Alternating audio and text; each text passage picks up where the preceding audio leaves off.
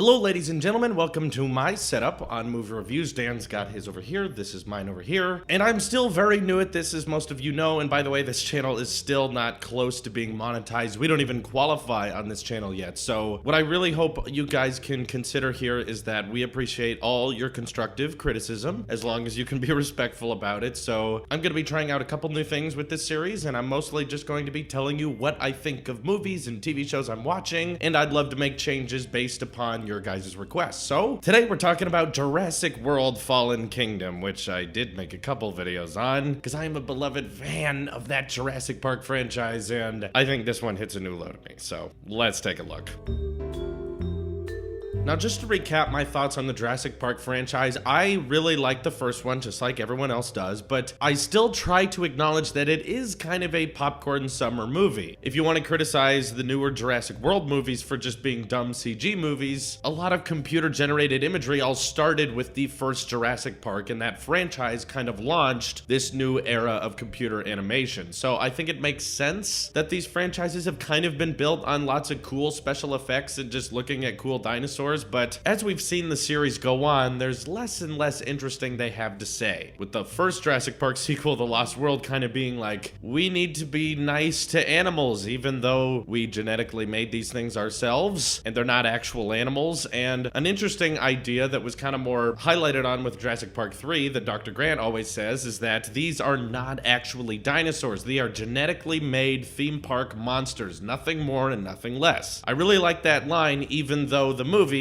kind of dumb. But the interesting thing I found about the Jurassic Park franchise is that they always kind of commentate on themselves. Dr. Grant in Jurassic Park 3, everyone wants to hear more about his time at Jurassic Park and he wants to move on with his life and his career, kind of like him in real life. Everyone wants him to do another Jurassic Park movie and he is kind of done with the franchise. But as we see in Jurassic Park 3, he kind of sells out. He takes the money and that's what gets him to come back to the island, or if you look at the real world, the franchise. And if we make our way into Jurassic World, that movie's a lot about audiences want more teeth. Audiences want more scariness in a dinosaur. And Indominus Rex is kind of the genetically brought back to life Jurassic Park franchise. That is stopped by the T-Rex and Velociraptor. You know, the new things they bring in with Jurassic World are kind of weird, but the nostalgia of the franchise is kind of what keeps it alive. And now getting into actual Fallen Kingdom, this goes to show you how little they have left with the franchise. And Indoraptor, as they so elegantly call it in the movie, is a perfect example of a pretty boring, not that exciting addition to the franchise. So there's several ways you could look at this movie. You can look at it from a practical point of view, and you can look at it from a entertaining blockbuster point of view. So since these movies are never really about the engaging characters, especially given Jurassic World was pretty basic and by a lot of people's definition a popcorn movie, let's look at it from that point of view. I think it's very safe to say that this is a summer popcorn movie when the opening premise of your film is volcano. You have to run away from the lava. The lava's going to kill the dinosaurs. This is like 8-year-old writing, okay? We gotta be afraid of lava, run away. And what's funny is that while the first one was kind of a remake of the first Jurassic Park, but with an interesting twist, this one is kind of an almost carbon cut copy of plot as The Lost World, except without the interesting part. I thought the most fun part of The Lost World in Jurassic Park 2 was that at the end we get to see the T-Rex, you know, this really scary monster, go into the real world and start wrecking havoc. With Jurassic World Fallen Kingdom, they end the movie right before that actually happens, but the plot is basically bad guys want dinosaurs because money, they are evil characters because they want money, which again is kind of funny to me how they are commentating on themselves, given in this movie, Dr. Hammond apparently had a best friend that we never heard of because they couldn't get the John Hammond actor back, understandably, so they had to make up a new one that was basically Hammond that we've never heard of before, to quote Hammond in this one and say that, you know, these dinosaurs deserve our absence to survive, not our help, which to me is kind of commentary on this franchise. These movies would be great if we stopped trying to mess with them, but all these Universal producers, they just care about money. We have to get more money. We have to go back to the island, or if you want to translate this, the franchise. We have to go back there. Why? Because there's money to be made. In other words, the people who wanted this movie to be made are basically basically the bad guys in the movie. But the general plot is go back to island because dinosaurs are in trouble. Bad people want dinosaurs for money. Take them back to civilization.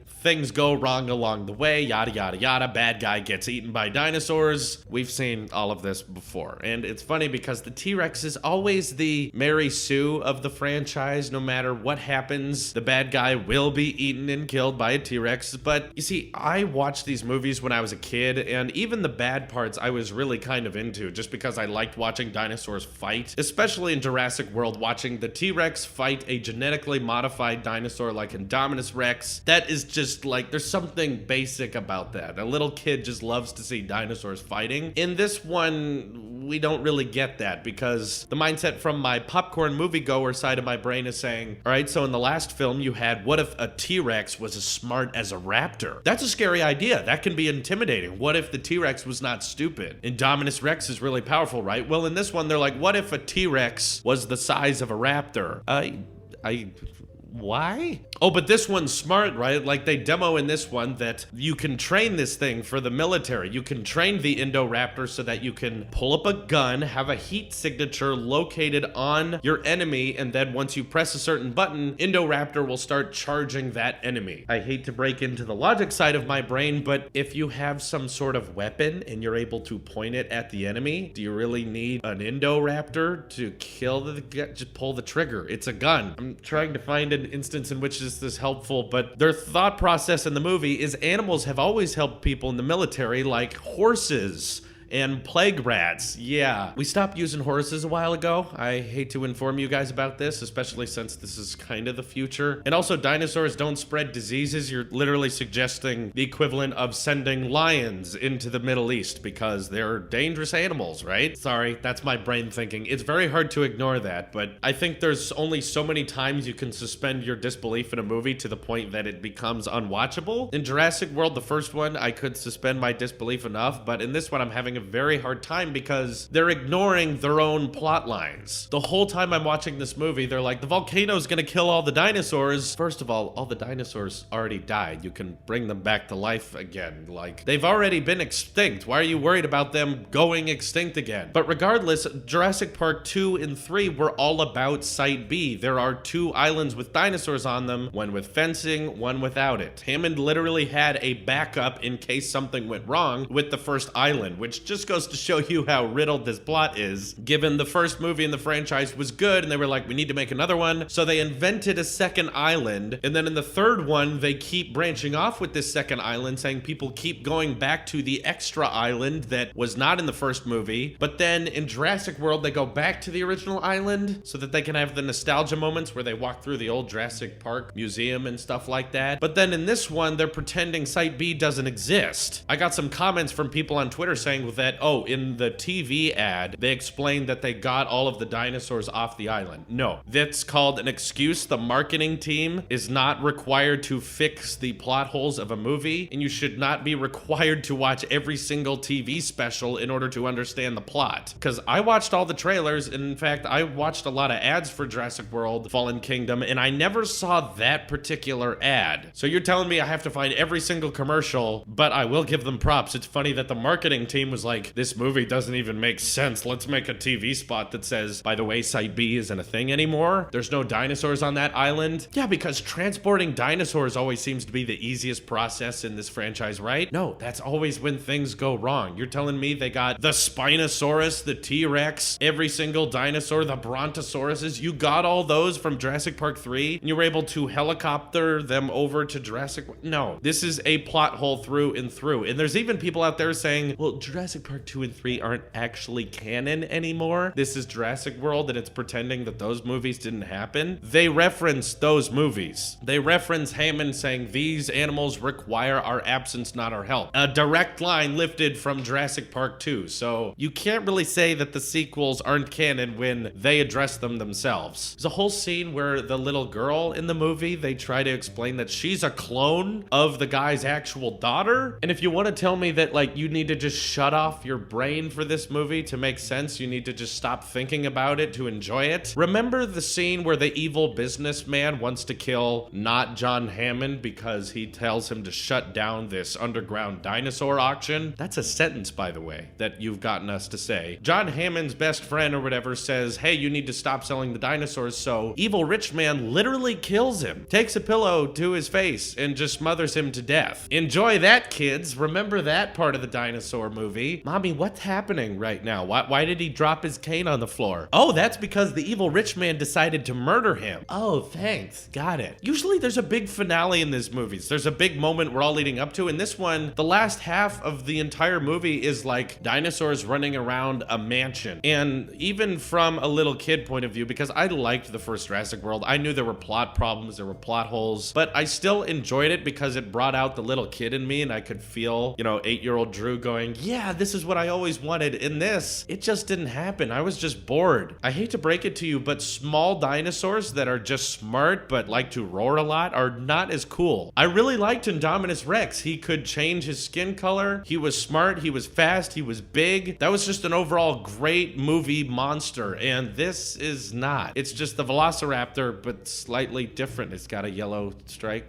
on his neck, I guess. So overall, to me, this is a new low for the franchise because there's redeemable sections in all of the Jurassic Park movies. I don't know what the redeemable moment is in Jurassic World Fallen Kingdom. For the first Jurassic World, it was the twist. I liked that there was something different this time. In Jurassic Park 3, the twist was there is a bigger dinosaur than the T-Rex. The Spinosaurus can swim really well, pretty smart, kills a T-Rex. It's interesting. There's some cool moments. It's overall a pretty dumb movie, but there's some redeemable parts. Jurassic Park Lost World has 2 T-Rexes, more Jeff Goldblum, and the T-Rex ending up in civilization, which is a really funny, just like interesting way to see monsters come to where the people actually are. That was a unique twist. And of course, the first movie is still by far the best and it's untouchable. With Fallen Kingdom, I don't know what that great scene is y'all need to go watch it for. I just don't. There's not a part of it that I'm like, okay, that was worth the price of admission. Even in the first Jurassic World, there was a slight arc, like Bryce Dallas Howard's character wasn't good with kids, and by the end of it, she was a little better with kids. In this one, there isn't an arc at all. Chris Pratt's character really had no motivation to go back to the island other than, well,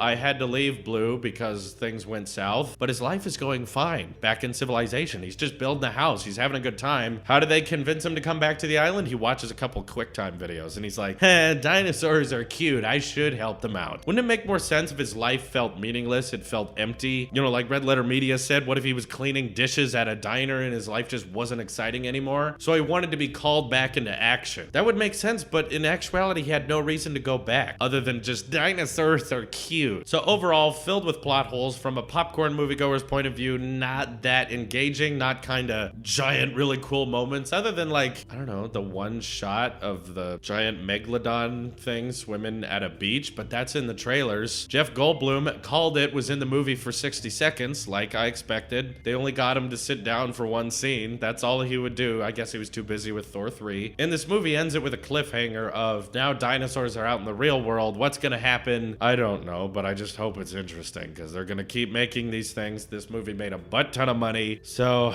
I guess we gotta expect the next one. I just don't get why Colin Trevorrow is in the behind the scenes saying, we want to push the limits of what a Jurassic World movie can be. You didn't do that. You did what everyone already done before. You wedged backstory into the movies that weren't there. And like the Indoraptor, you're just an unstoppable, loud, noisy, stupid machine that keeps running around, and everyone is kind of done with it. They would like you to just stop. So overall, those are my thoughts on the movie. None of it made much sense. I tried to like it from a dumb moviegoer's point of view, and if you go into it looking for logic at all, you're not going to find it. But what do you come to expect with a Jurassic Park franchise? It is a movie about dinosaurs. You can't expect that much, but I really wish I was able to enjoy this. I'd like you guys to know that I can go into a movie expecting not to like it and still ending up liking it. I did not expect to like Infinity War, and I ended up loving it. So it's not just me going into it wanting to hate it. I go into movies wanting to hate them all the time and end up loving them. I just ask for a little bit more practicality, a little bit more originality, and like some people are saying, the plot of this movie is they're selling dinosaurs to like militaries. Let's see that movie. That would be more interesting. Like Russia buying dinosaurs so that they can take over other countries using dinosaurs in the military. That actually sounds fun. But anyway, let me know what you guys think of Jurassic World Fallen Kingdom in the comments below. Thank you guys for watching, and I hope hope you all have an excellent day. Take care.